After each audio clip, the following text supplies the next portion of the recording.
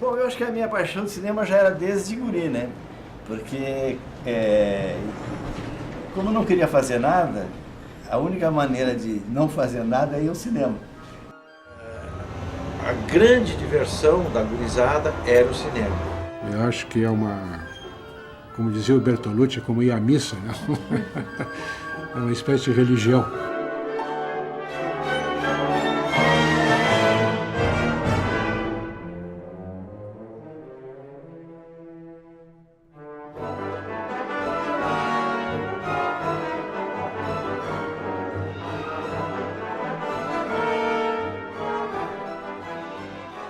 Naquela época o cinema tinha uma importância fundamental dentro da cidade, né? Todo mundo se envolvia com o cinema, né? Quer dizer, talvez hoje o que possa ser igual seria a internet, né? Quer dizer, as pessoas estão envolvidas com a internet, né? Nós estávamos envolvidos com o cinema, né? Uma coisa assim, eu diria fantástica, porque de repente você está conhecendo o mundo através do cinema. E o cinema vinha discutir, questionar e colocar vamos dizer assim, em causa todas as convicções que se tinha naquela época, né? A gente aprendia a ser brasileiro, ao mesmo tempo ser homem, ser mulher e ser humano naquelas circunstâncias, né?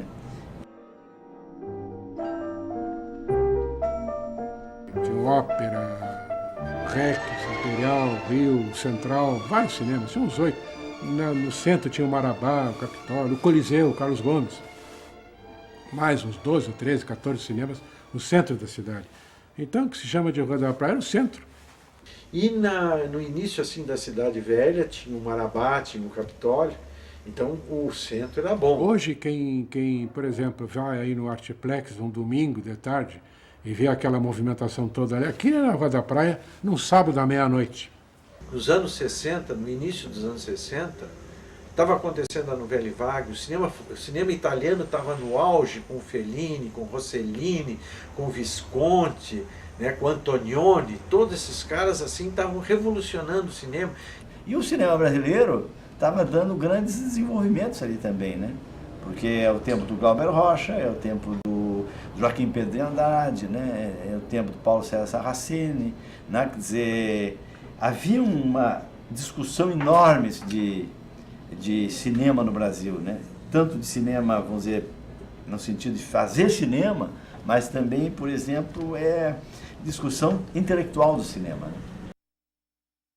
Na época, quando eu comecei, as pessoas que me antecederam em cinema, e todas elas tiveram importância, valorizavam muito, ou seja, ocupavam muito o espaço para falar de aspectos exteriores dos filmes. Por exemplo, se a fotografia era bonita, se não era, se a montagem estava bem feita, se o ator estava bom, se a atriz era boa, enfim.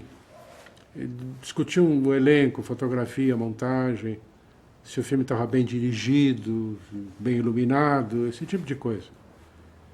E eu resolvi fazer uma coisa que achei que valia a pena, procurar ressaltar outro lado, quer dizer, o que o camarada que fez o filme queria dizer com aquilo.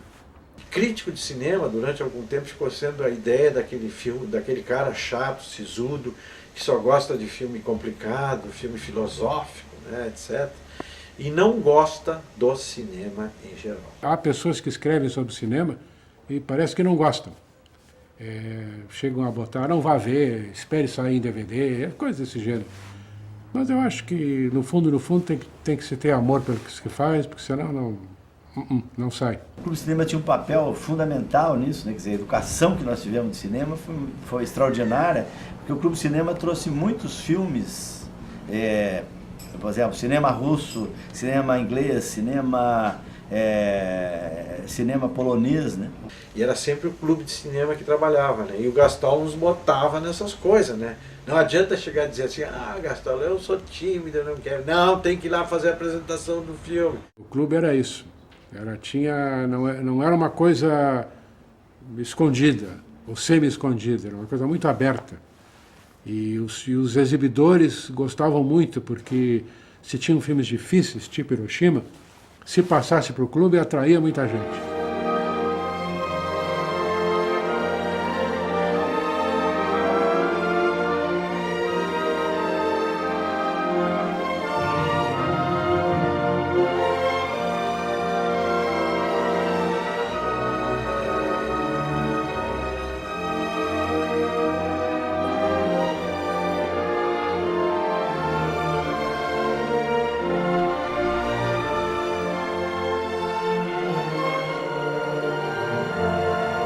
nossa geração foi muito privilegiada por ver mulheres maravilhosas, como a Rita Hayworth, né?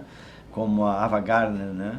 E a Brigitte Bardot, a Jeanne Moreau, que eram mulheres que apresentavam... Porque, na verdade, o cinema mesmo, o cinema é muito feminino, né? Na medida em que os gestos mais bonitos, os gestos mais empolgantes, os gestos mais desabrochantes são os gestos femininos. No cinema, a gente tem uma falsa ideia que o cinema é ver uma ou duas vezes, né? Na verdade, o cinema é ver muitas vezes, né? Porque tem vários aspectos do cinema, né?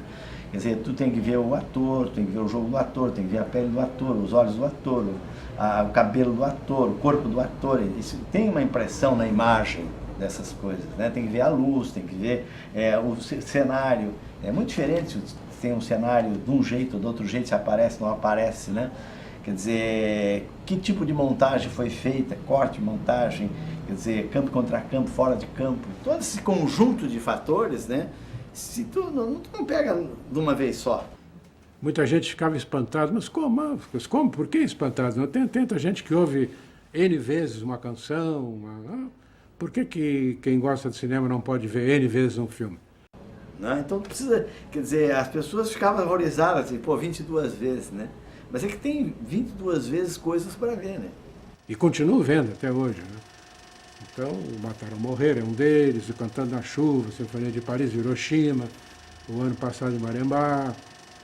A gente, os Cinzas e Diamantes, Gritos e Sussurros, o Leopardo, A Grande Ilusão, são coisas que tu perde, Luz da Ribalta, do Chaplin, são coisas que tu perde a noção.